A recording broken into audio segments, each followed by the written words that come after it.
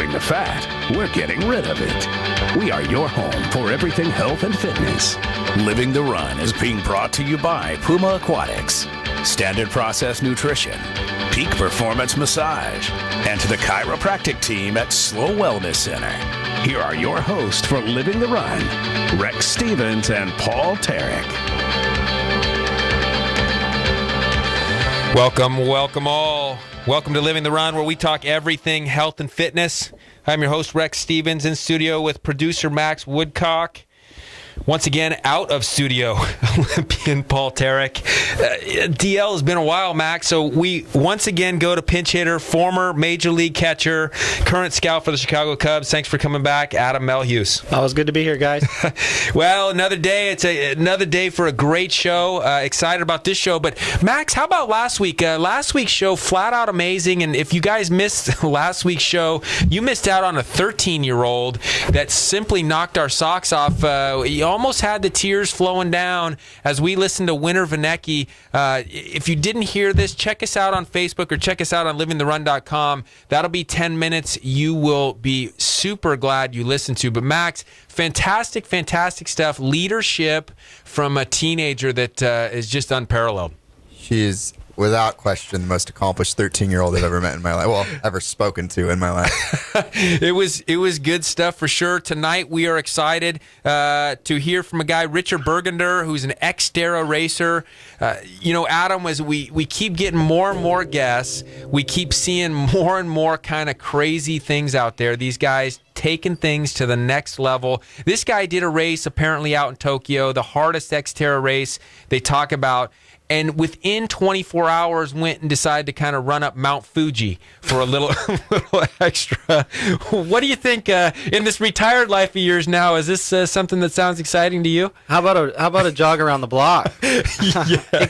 Now, educate me here. Xterra, what is that exactly? Yeah, it's an interesting thing. I don't know a ton about it, but apparently it's really about getting out in nature and doing some of these different types of races out in nature. And I think I've even seen videos where guys, they're on bikes and they're going through water and different stuff. They're even having to pick up the bike and run with it and get into kind of some different natural settings, some tough stuff. But then they add that element of endurance like these ultra marathons. Rich apparently does these ultra marathons too, and, really, really accomplished athlete. But you made a good point. How about just get around the block? One of the things we're trying to do here on Living the Run is not necessarily compare ourselves to others, but really just get out and say, hey, if somebody's doing something like that, I bet I can get out, add a little fitness to my life, add a little bit of improvement in health just by making a simple lifestyle change. No, I mean, every time I've been on the show, I've always learned something, but it's always pushed me a little bit. I mean, obviously, being a baseball player, it was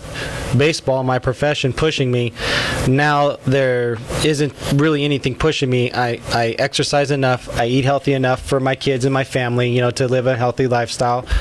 But hearing some of these guys, the one guy we're talking about, what was it, 300 miles in 100 hours? I mean, that's like 4 days running. I mean, okay, now let's be clear. I don't plan on challenging that anytime soon. But you know what? Pushing my limits a little bit. Like, okay, if my limit right now is 3 miles and I'm starting to really poop, and let's bump it up to 4 miles then, or something. Just push the limits a little bit. Yeah, and that just goes to goals, and we talk about that all the time. I'm looking forward to mid-October. It looks like we're going to have a guy on this show that is doing exactly what you said. He's going to try to run 300 miles in less than 100 hours, and really what that equates to is 75 miles a day for 4 days straight, and he will be under that 100-hour mark. Pretty amazing now, is that stuff. Healthy? I mean, well, clearly not. But again, it goes back to we talked to Dr. Mike Hall. You were here when Dr. Mike Hall from Tech. He talked a little bit about that performance versus longevity thing, and this is clearly it's a performance-based thing. It's really trying to get to that next level. It's not about, hey, this is going to help me age appropriately. Somehow it's going to have negative effect of that.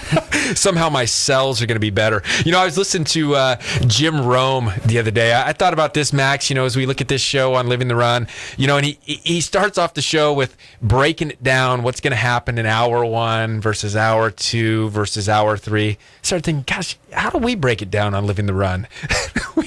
we got that hour. It never seems like anything's been broken down quite in that way. But I'll say this: we're searching for it, and we had last week, and actually the last 2 weeks. The first week we kind of inadvertently stumbled upon this, but Tara had come in with kind of a nutrition idea. We went to Virginia last week talking Paleolithic diet and how does that apply to our health and our fitness. It was a great segment. We're going to bring Virginia back tonight in a segment later in the show. We're going to talk a little kombucha. This is a big deal, you know. Kombucha is being sold all over the place. People are paying pretty high prices over at New Frontiers, Whole Foods across the country. What the heck is kombucha? You're going to hear about this. It's a mushroom deal. We're going to be talking a little bit about mushrooms, but the mushrooms that don't kind of put you into not the magical kind. Is that what you're saying? Yeah, not the spiritual mushrooms. Okay. No Ram Dass type of stuff here. But we're going to talk a little bit about mushrooms. We're going to talk about a little bit about kombucha, which will be kind of fun. But I think what we got to do, Max, Adam, you tell me, we got to look for an idea of getting one of these guys out here. Maybe we make a call out to some guys. Get some, let's make a little challenge. Maybe we go to Ryan Joyner over there at Athlon Elite. Maybe we go to Michael Hughes over there at Gymnazo. Maybe we hit up the CrossFit guys, but I'd like to have one of those guys come on a weekly basis and challenge our listeners with a fantastic workout. Something that gets people motivated, something that gives them a goal. And then we were talking about one just the other day. So, guys, if you're out there, Ryan Joyners, CrossFit gym owners, Michael Hughes, give us a buzz, 805-595-ESPN. We'll get you on, and we want to hear a workout of the day, something that could challenge our listeners, something they could do either with equipment or without, preferably. We'll talk about one we talked about today, Adam. That was the one where we go out to the track, Cal Poly. You could do this at Slow High. You could do this anywhere. And we took a number, so I took 10, and I took 10 pull-ups, 25 push-ups, and then a track lap. And I picked a time, and I picked 2 minutes to run around. Did that interval 10 times. So you pick your number, but it was a really fantastic workout. It took no equipment, got the legs, got the arms, pushed, pulled, and it was a fun thing. And I think one of the things we could do is we could start a little challenge and say, hey, who got the fastest time in 10 rounds of that? Fun stuff. We'll post it on Living the Run. I think Max is already thinking he can beat my time, but he's already started with excuses, Adam, about this sinus infection. He's just not breathing as well right now, so he's going to wait till maybe the weekend to get in that workout. But what do you think about this? I think that's great. Anything that pushes you and challenges you, and especially, aside from the sinus excuse, you have no excuses. There's, no equipment necessary. You go, if you can't get to a track, run around the block, pace it off or walk it off so beforehand and, do some, some burpees, some push-ups and a lap or whatever it is. You can get really creative with that stuff, and I think that's awesome. Yeah, and I think that's exactly it. Let's get some creativity from the guys that do it every day. There's guys out there that are writing up these workouts every single day. And one of the difficult things for any of us sitting at home, and we know we don't want to be sitting on the couch. We know we want to get out and do something, but we don't necessarily know what to do. And I think Living the Run here should be, a voice, a catapult for that. Oftentimes people can't go to a trainer 3-4 times a week for months on end. But if we can get one of these guys to step up, be a sponsor for Living the Run, to take that exercise to the next level, we would like it. So 805-595-ESPN, call in one of you guys if you are listening. Get him on the horn. Hey, I want to talk about Judd Clark. He's been on the show a couple times from Puma Aquatics. He sponsors this show. Puma Aquatics, really a neat thing. He talked about his father-in-law. And his father-in-law, I think he's late 70s now. The guy's been to like the top of every peak on the highest peaks on every continent. He's run a marathon on every continent, much like Winter talked about last week. She's going to be the youngest kid to run a marathon on every continent. But he had a great statement. Judd told me that he said every day I want to get my blood to boil. I thought, God, that is brilliant. Get it warmed up, get doing something. And it's not so much about I got to beat somebody, compete with somebody, what have you, but I just increased the intensity. I heated that system up by doing something active. Kind of a cool phrase. That's awesome, and you think about it, and I was just scanning back a couple friends who one had passed and one who's battling some stomach cancer stuff, but I mean, I'm sure those guys, especially my friend who's still living, he would like to be able to work out like he used to. I mean, this was a four-sport athlete in high school, the best athlete in our high school. He's not down for the count. He's, I think, got pretty good control on this thing, but obviously with cancer, you never know. But I don't suspect he's working out like he used to. I mean, this was a guy who got a scholarship to play at a 4-year university, and not the same. So that's kind of my thing. Is like, you know what?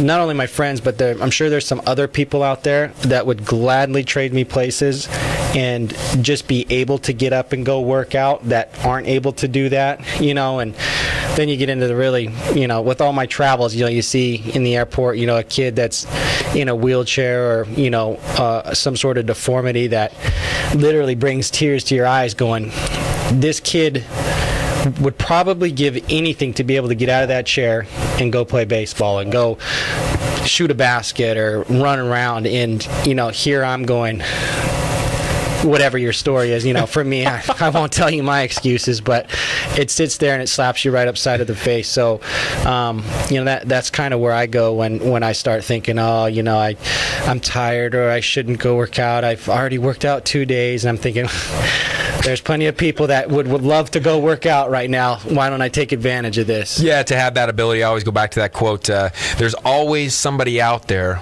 that would love to have the life you have. Ugh. And there's no question about it. I saw just, and you got to look for the motivation, Adam. I think what's one of the hardest things is it seems like there's often the distractions to bring out the negative, to draw stuff down. But I tell you, I had a lady that walked into my clinic and walked out of my clinic today, 2.5 years ago, was over 500 pounds. We're talking 5+ bills, is a big lady. She's under 200 pounds. It is fantastic stuff. And she got to the point where she said, it's my life and it's my choice. And she made the choice to change, and it seems insurmountable. I mean, I can't even imagine having that loss, but she's made such huge changes. And, if we can do that, if we can encourage anybody, and sometimes it comes from just a slight change in the diet. Sometimes it comes from just a great story like Winter Vanecki last week. Who knows what it is, but look for them. They're all around. Those seeds are scattered. There's positivity everywhere, and we can find that encouragement. I was encouraged by a guy last week as I was leaving the Run's studio here on ESPN 1280 The Ticket. I saw a guy, David Rivas, he runs Abraham Steel here locally. This guy is charging on his bike, and he was just flat out flying. His legs were rolling, and this is a former football player, big guy. So I saw him this week. I said, David, you look like you might have even been timing yourself getting back to where you live. I know where he lives. He lives over in the Arbors over there, and he says, he goes, I time it every night. He's challenging himself from his office to his house. It only takes him about 8 to 9 minutes, but he's getting the blood to boil. 8 or 9 minutes, he's getting the blood to boil. He's checking his speed. He's improving. He's getting his pace up. Man, cool stuff. So it just goes to show you, look, it doesn't take that much. Don't beat yourself up if you can't be out there for 2 hours, 4 hours, or when we talk to Richard here in just a little bit, this guy's out there for 24 hours sometimes. That's not what it's about.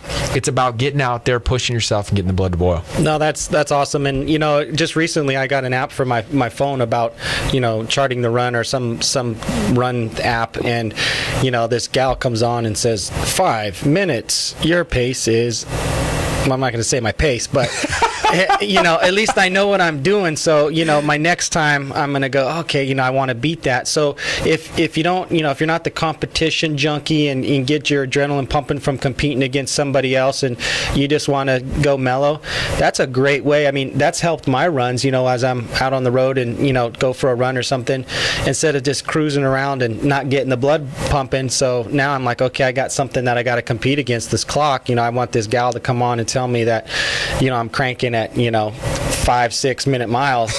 Yeah, right. But I mean, something to just kind of measure and chart, and like heart rate monitors, stuff like that is great. I mean, when you're going out there, naked, so to speak, with none of these apps or any barometers to test your your goals and what you're doing, if you shoot an arrow at nothing, there's a pretty good chance you're going to hit nothing. So have a target. That's a pretty good idea. I wonder what would happen if you threw a javelin at nothing. Might have to ask Paul Tarek about that. We talked about throwing javelins at coconuts. A javelin at nothing. I wonder if that phrase works going forward. Hey, Max, I had to get after you for this. How long have we been doing this show now? It's been about 6 months. We've been cruising on. I just saw you just liked our Facebook page, living the run. What's the delay? I assumed that I had liked it back when Ryan first started it, and so I figured, I didn't need to go and like it again. But then I was on the page the other day, and I saw the like thing was not checked. So I was like, oh, I gotta actually click that. That's my responsibility to this. It's a tough deal, Adam, when you got a producer that doesn't even like the stuff you're doing. It's really, it makes the job rough. But if you haven't liked us on Facebook, go on there, like us on Facebook. And then again, all these podcasts, videos, etc. If you want to see Adam kind of trying to do some stretches here as he's trying to nurse his back going forward, you can see that online. It's good stuff. We might learn something. But here, guys, what I'm trying to get at is this stuff is online, and there's some tremendous motivational stories. We're going to have one here in moments. Rich Burgunder, Xterra racer. Looking forward to hearing him. So we will return back on Living the Run with Rich Burgunder, Xterra.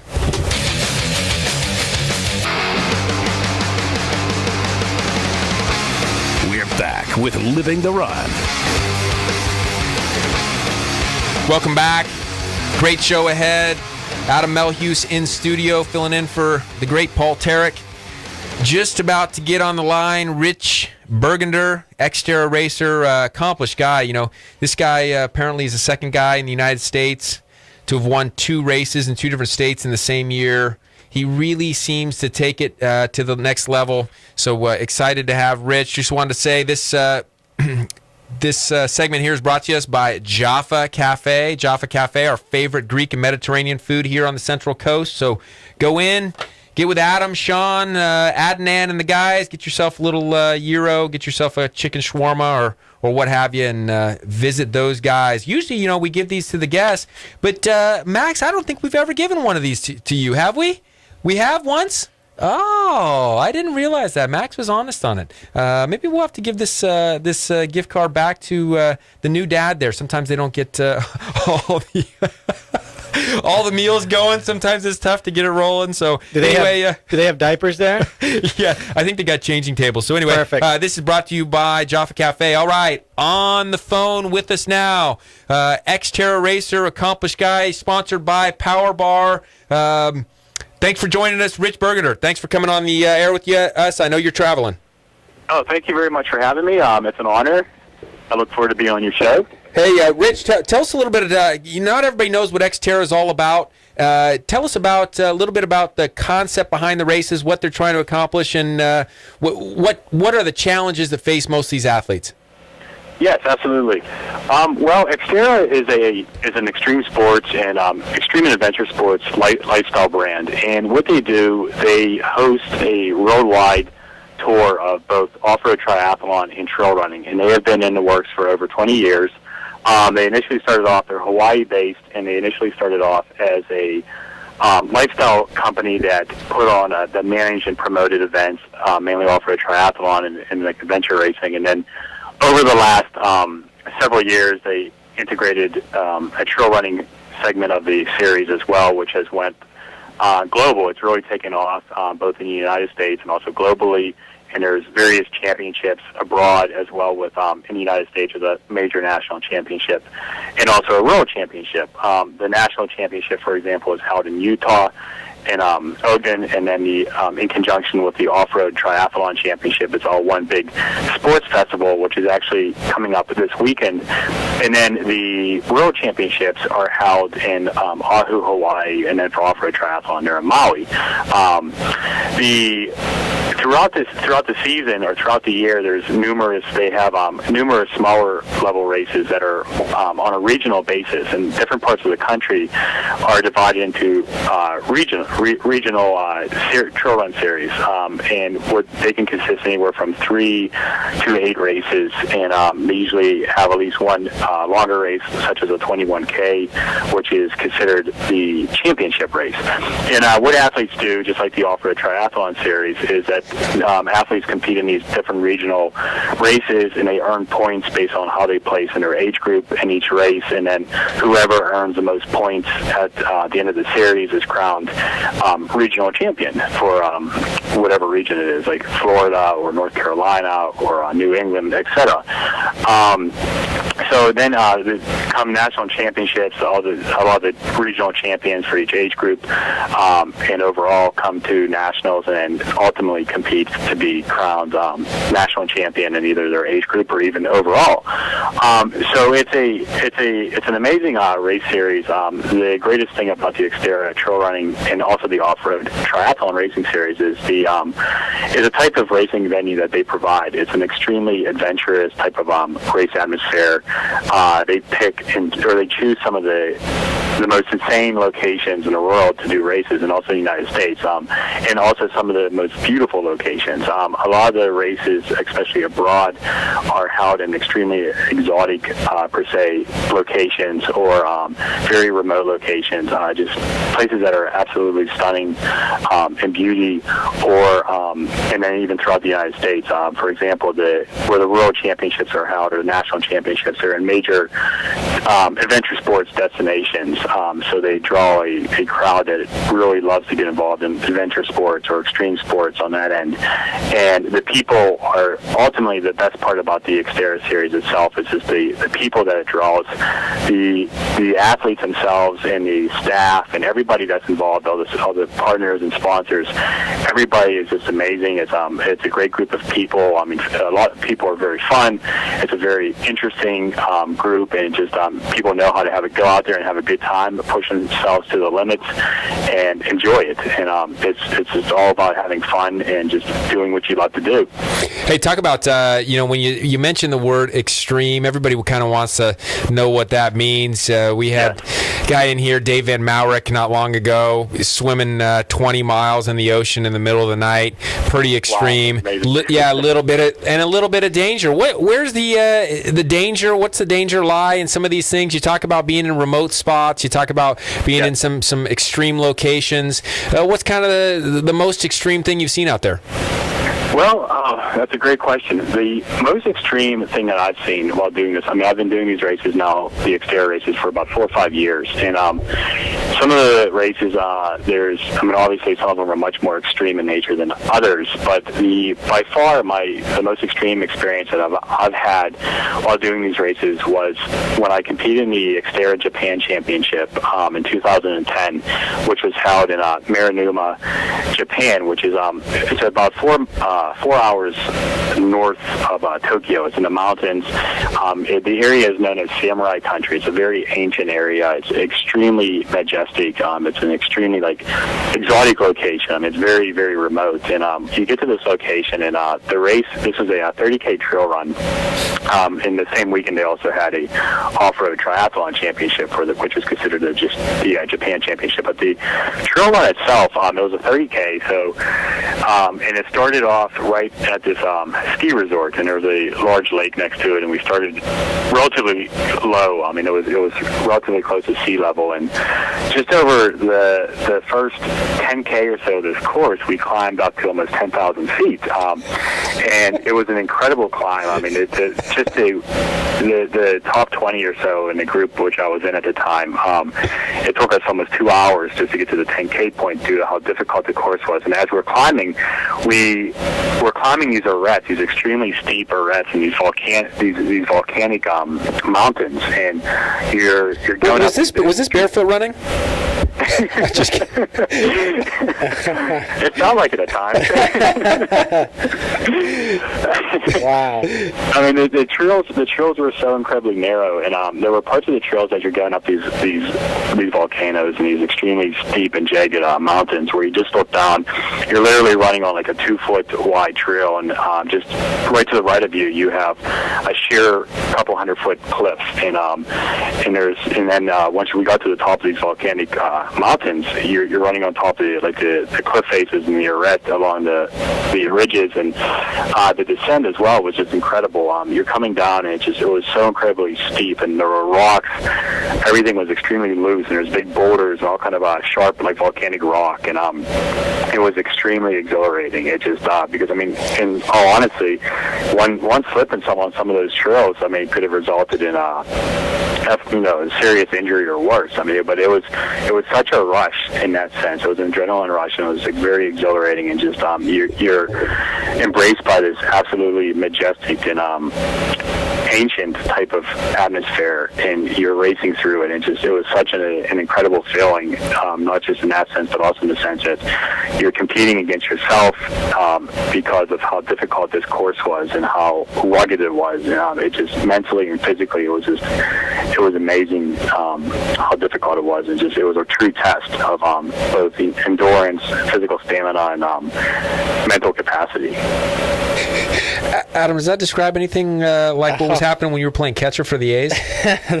Not quite, although I did feel like I was on the hot seat on a volcano at times, but no, nothing quite like that. Wow. Hey, Rich, talk to us about what you did that next day after that race. Well, after the race, as if that race wasn't enough. Tell us what you did the next day.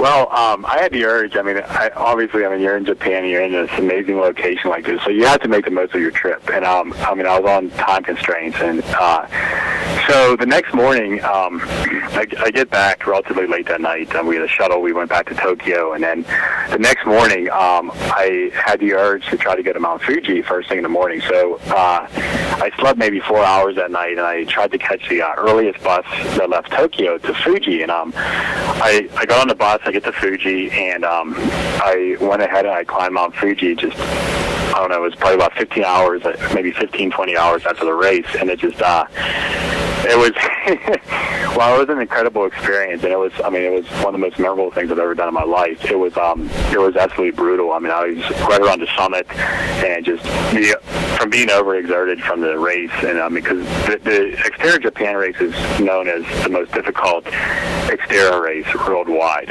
Both of the races there, and and they have some pretty darn tough races throughout the United States and the world. But the next day, I attempted to climb to summit Fuji, and I pushed myself so quickly going up the mountain where once I got around the top, I ended up suffering from high altitude pulmonary edema actually, and I went into like a really bad panic attack, and then an anxiety attack and lack of oxygen, and I actually had to get medical attention at one of the little huts on the mountain around 11,000 feet or 12,000, right around 11,000 feet, and it was a scary moment, but it was just on the other hand though too, it was a very gratifying experience. It was it was truly living life, and I don't regret it at all. But it was an amazing experience. No offense, but I think you needed medical attention when you decided to climb Fuji after forget getting to the top. I'm sorry, but very impressive, by the way. Yeah, it's incredible stuff. And clearly it is what it means to live the run. It's pushing the limits. It's getting to that next level. But what level? At what point for you did you decide this is what I want to do athletically? You were an athlete before. You were playing maybe some of the more traditional stuff. What got you into extreme sports to begin with? Well, I've always, throughout my entire life, I've always loved the outdoors. I've always loved outdoor adventure. Mainly, through high school, I was in cross country and track, and then college, I started off running in college, and then I kind of quit that early on in college, and then I went into, I started to get involved in multi-sports, and I did multi-sport for several years, and then some road running as far as different various distances. But it was probably in the summer of 2005 or 2006. I did a couple of races up in New England that were with one of my good friends that were an ultra marathon that was like an extremely challenging, I guess you could say an extreme ultra marathon. I was running this whole mountain up in Vermont, and it was just it was such an amazing event. There were so many obstacles through this 50K race, and there were all these different hurdles you had to do. They weren't set up per se, but they were just natural hurdles hurdles, and it was a beautiful race, and the people that were there were just totally awesome and really cool, and just everybody was fun. It was just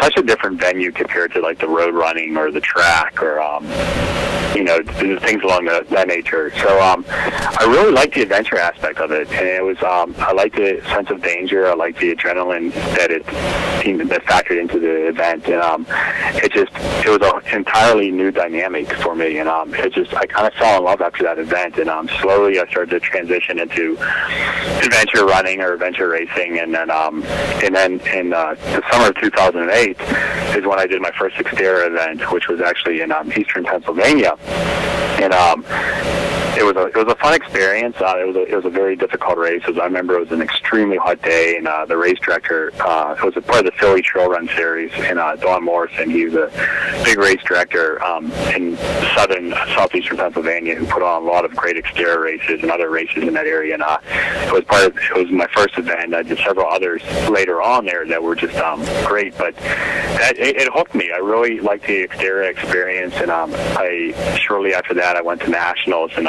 Bend, Oregon, when they had nationals in Oregon, and then I went to World that year and did pretty well there. And it just, after running that course in Hawaii and just really meeting more of the people that do the Xterra races and that living that lifestyle, I fell in love with it. That's truly what I am, and I love pushing myself. I love the adventure aspect and the people. It was a great experience. Hey, rock on, Rich. Thanks so much for coming on with us. We got to thank we got to thank Casey Lauren Fisher, who turned us on to you. We're going to keep following you. If you could give us just one last little tidbit for our listeners, something to get them out. They may not want to enter an Xterra race just yet, but we got listeners on all spectrums of elite athletes to those that are just beginning. How do you get somebody off the couch to enter into one of these things? Give them a little motivation, Rich, before you go.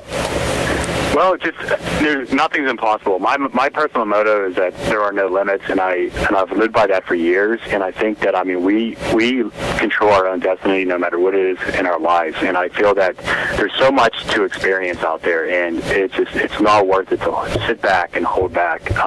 Live your dreams. If there's something you want to try in life, get out there and try. Whether it's athletically or anything, travel, business endeavor, whatever. But the thing is, with any kind of fitness, it's something that initially it might be difficult for you to get involved with. It might be difficult to make that initial jump, but once you start it, it's an incredible feeling. You feel so much better about yourself. It's something that's healthy. You meet so many new people and very interesting and fun people. It's great all around. So just get out there, and if there's something you want to try athletically, just get out there and try it. You just be smart about it. Don't overdo it at first. Just slowly work into things, but try it. Just don't hold yourself back. Talking from a guy who was hallucinating at the top of Mount Fuji, Rich Burgunder, thanks so much for joining us. Amen on that advice. It was tremendous stuff. We look forward to talking to you again in the future. Thanks so much for living the run with us. You're welcome. Thank you for having me. Thanks so much. When we return, it's kombucha time, Adam Melhuse. Can't wait. Kombucha coming back here on Living the Run.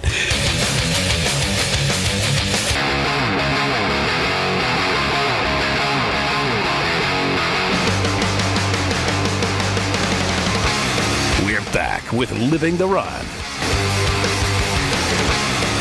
Great stuff, Adam, from Rich Burgunder, Xterra athlete. Extreme stuff. Motivating stuff, though. The guy definitely seems to fear nothing. And he's willing to push the body and push his limits and see what his God-given potential is. So it was a kind of neat interview there. No, I like that, and I like what he was saying at the close there about the way his motto is no limits and stuff like that. And I just started thinking personally how you put limits on. Okay, well I'll do one more set of this of 5, and now it's so usually to your comfort zone, and full well you're gonna get that many reps, and you're not pushing, so it's like bust open the limits there, and be open and challenge yourself. I mean, that's what I'm going to take away from this, and and stretch and get uncomfortable. That's my word now, is uncomfortable. Get uncomfortable. I like it. Make the blood boil. Well, we had, like we said, we're shooting for that segment on exercise, calling out those guys, Ryan Joyner, Athlon Elite, Michael Hughes from Gymnazo, or even any of those CrossFit guys. We'd love to have one of you guys call in on a weekly basis, challenge our listeners with a kind of a fun workout, something easy to do. But we took a segment last week, and or actually 2 weeks ago.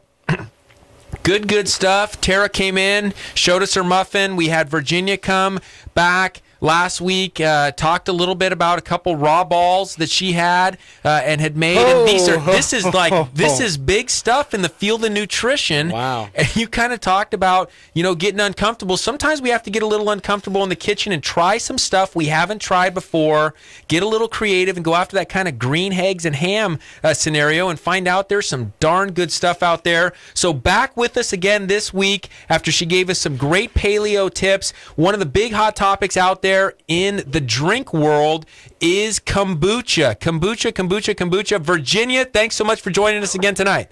You're welcome. Yes, in fact, kombucha has not something new, something been going on for thousands of years, and what it is exactly is just fermentation. Some people call it yeast and bacteria fermenting in the big jar, and I just want to sort of dismantle some of the myths of kombucha, that it's not hard to make and that it should not cost $5 a jar to purchase it. So it's a very hot health topic right now. People go to New Frontiers and they easily spend $5 a bottle. It only costs about $1 a gallon to make this stuff at home, and it has 3 ingredients. Well, that's what we want to go with you, Virginia, because you keep doing some super creative stuff. You make it sound easy, but when people start to hear about bacteria and yeast in their drink, they start to get a little bit nervous, and they want to see it bottled up by somebody else for $3, $4, $5 a shot. Exactly. Give us the gist on how easy this stuff is to make at home, the kit that maybe needs to be gotten, or what people need to do to make this safely, effectively, and tastes darn good and has tons of nutrients. And fermentation, it's not an unknown thing. Sassafras makes root beer, ginger makes ginger ale, rye makes beer. These are common fermentations that we drink daily. I mean, bacteria in milk makes yogurt. Again, something we are used to every single day, but we're used to seeing it in packaging and in the store, and it makes us feel more comfortable. Our mothers, our grandmothers, our great-grandmothers, and even before that, have been doing this out of their kitchen. So very easy. All this is, just first to explain what kombucha is and what this big health craze is, it's fermented black tea, period. That's it. It's the fermentation process that occurs when you have the starter culture, which is bacteria and yeast, which is another word for probiotics. So we're all pretty familiar with what probiotics are. Helps the intestinal tract, increases immunity, increases the B vitamins in our diet. We all know it. A lot of us buy jars of probiotics for a lot of money. You can get it in fermented liquids, kombucha. So that's why it's such a health craze. I understand it. I understand why people go and they grab it and they spend $5, and it tastes good. So all you need is a glass jar, organic black tea, and organic cane sugar. And then you do the fermentation process, which I will put on the website so people know how to do it and how easy it is. It takes about 14 days to start. Once you've started it, you can keep going and have gallons of it going constantly in your kitchen. I have to apologize. I was going to bring you guys a sample, but it's a hot commodity in my house. My kids literally chug this stuff when I make it. I let mine ferment so strong that it gets a vinegar taste to it, and they still chug it. They love it. So, have you had kombucha? Well, it sounds like we can afford it, which is kind of a good thing because you're bringing that cost down, which is a competitive deal. What's one of the other knocks that we have on the kombucha is people kind of have that rumor out there about the alcohol. Talk about the alcohol in it. Okay, so the alcohol content. That became a popular rumor after Lindsay Lohan's ankle bracelet went off from drinking too much kombucha. That was the theory. Let me first explain something. You're not in a mass production of fermentation containing the pH, the temperature, and the pressure control. That's how beer gets made alcoholic. In the best scenarios, you might get a 0.5% alcohol ratio of your kombucha. The fermentation process really does eliminate both the sugar and the alcohol. If you were to put it in a tight sealed container out in the sun at perfect controlled temperature and pH, you might begin to increase that alcohol content. content. It's fermentation. Apple cider vinegar is going to have a little bit of alcohol in it. It's not going to have 0, but it's probably going to be in the 0.02 percentage. If you're really technical and you're really nervous, you could go get an alcohol reader, like a thermometer, and you could measure it. But I'm not too worried about it. It's a pretty diluted amount of alcohol. Hey, when we talk about kind of plain kombucha, and I know that's out there, but when you go to New Frontiers or Whole Foods, and you see the rainbow of colors that's sitting there. Talk about what they're doing there to get guava goddess. Yeah. How do we make the guava goddess? We make the guava goddess very simply. At the end of the fermentation process, once you put it in a large jar and you let it sit for 14 days, and then you transfer it to something with a stopper, a bottle with a stopper, you add juices. Period. You add ginger. You add cinnamon. You squeeze a guava on top of it. You squeeze some orange juice inside of it. That's all that is. It's as simple as that. It's not a complicated process. You can flavor it however you want to. My household, we get exciting. We add fresh ginger. We put some cinnamon in there, sometimes some nutmeg. Sometimes we'll squeeze a lemon in it. We make our own flavors. We've gotten as crazy as adding algae to ours and making like a vitamin mineral green kombucha, and it's great. I mean, there's endless varieties. Watermelon. I mean, you just could go on and on. So, hey, good stuff as always. We're grateful for you putting on stuff on the website for people too, because I know people want to try it, but this is one of those ones that for sure starts to stress people out a little bit. They think they're going to go wrong with it. Any tips, last thing here, to keep people from making any major mistakes? Where's the biggest mistake made when making kombucha? Biggest mistake made is not letting it ferment long enough. So if it tastes sweet when you drink it, it's not fermented. That means you're basically drinking sweet tea. You're back in the South, you're having your black sweet tea. That's all it is. If for some reason your SCOBY went bad, the smell of your kombucha would freak you out so bad that you would not drink it. You would open up the lid and you'd be like, whoa, your instincts would kick in and you'd say, that's not normal. So it's pretty distinct if it's gone bad. The other one is if you have some sort of green, fuzzy appearance on what you call your SCOBY or your culture on top, probably should toss it and start again. The fermentation process itself creates a lot of heat and a lot of lactobacteria, and it's going to kill any of these weird ideas that people put all over blogs and molds and blah blah blah. The reality is it is a fungus. That's what we're doing. We're fermenting a fungus, which is black tea. So yes, it is a fungus. It won't hurt you though, just like yogurt doesn't hurt you. So that's the only mistake people make. Hey, wonderful nutrition. Hey, awesome, wonderful nutrition advice. We look forward to something great next week. It's almost like we should call this the Meet Virginia Hour, or the Meet and Eat with Virginia. Who's saying that? Train, right? Train saying that's a great little line. Yep. Good stuff. Great segment. Thanks so much. We'll throw that on the website for folks, and we'll get with you next week. Thanks, Virginia. Great. All right. You're welcome. Hey, we're going to return with Adam Melhuse here in just moments. Wrap up the show. I got a picture for you, Adam. We just posted up on Facebook. You're going to love this one. Good stuff here on ESPN 1280, The Ticket.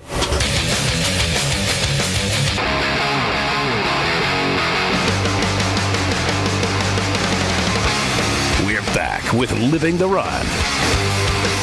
Great segment there with Virginia. A couple great segments. If you missed out on that nutrition advice on the kombucha, how to make it at home and how to do it safely, we will post that on the website as well as on the Facebook. Check out this photo here, Adam. If you guys haven't seen this on Facebook, that is one gnarly looking knee. Saw this girl in the clinic last week. She came in.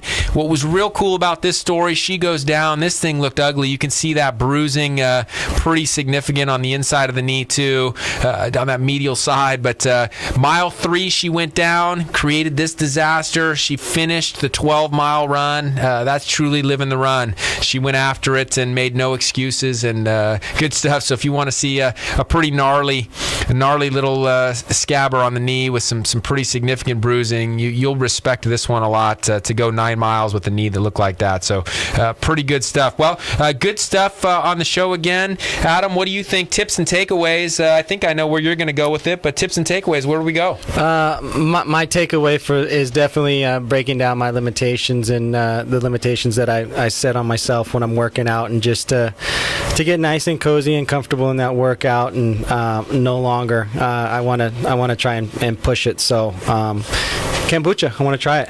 Kombucha. I'm going to take it off of what we talked about earlier. David Rivas, he was cranking down on that bike. He goes 8 minutes every day, keeps time on it. And with what Judd Clark's father-in-law said, get that blood to boil. I've been really resonating with that since he said that. And what a great, great thing that on a daily basis we could get that blood to boil. So quick, I got to send out a happy birthday. One actually to David Rivas' wife. If you guys don't know Janet Rivas, this lady absolutely flat out lives the run, and people who know her know that about her. One of the most positive people I ever met. But she shares the same birthday with my wife, Adam.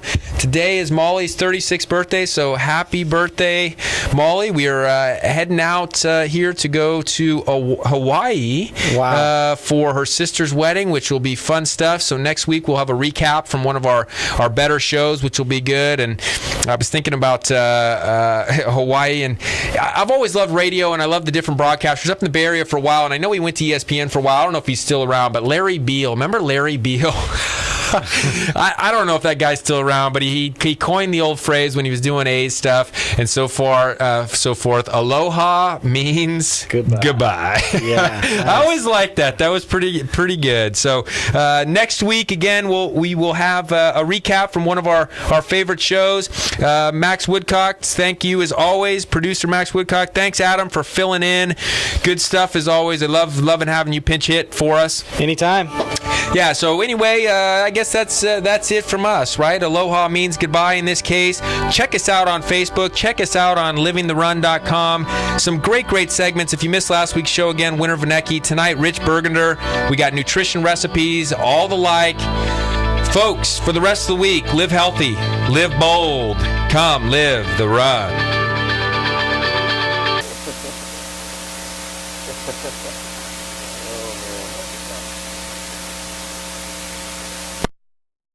A circus. It's just one of those things that's like, oh, we're talking about running.